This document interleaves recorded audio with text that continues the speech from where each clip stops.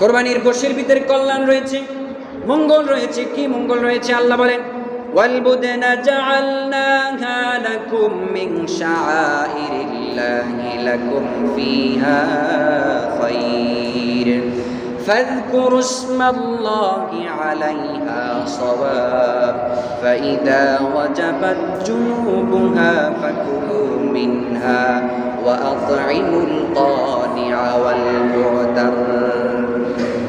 আর কোরবানির উটকে আমি তোমাদের জন্য আল্লাহর অন্যতম নিদর্শন বানিয়েছি। তোমাদের জন্য রয়েছে তাতে অসংখ্য গণিত কল্যাণ এবং মঙ্গল রয়েছে কোরবানির গরুর গোশের ভিতরে।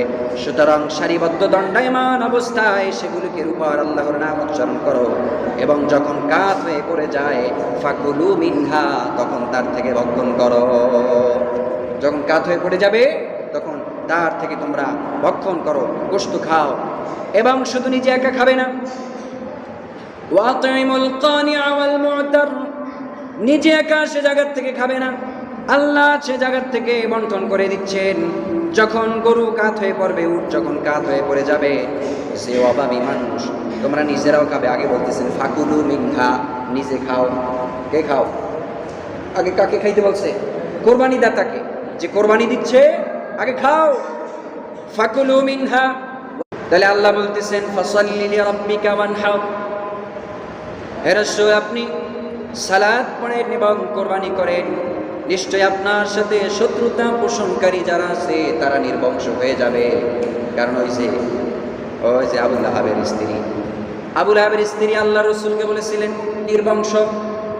কাফেররা রসুলকে সর্বসময় বলতেন, রসুলের কোনো ছেলে হয়েছে, রসুলের 2টা ছেলে আল্লাহ দান করছেন, সর্বমোট 3টা ছেলে আল্লাহ দিয়েছেন, একে একে করে একটা ছেলে আল্লাহ আবার নিয়ে গেছেন, বড় হয় নাই।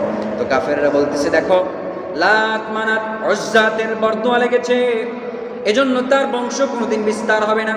কিয়ামত পর্যন্ত দূরের কথা, আজ থেকে 5 বছর পরে বা 10 বছর পরে তার মৃত্যুর পরে তার বংশের আর কোনো নিশানা থাকবে না।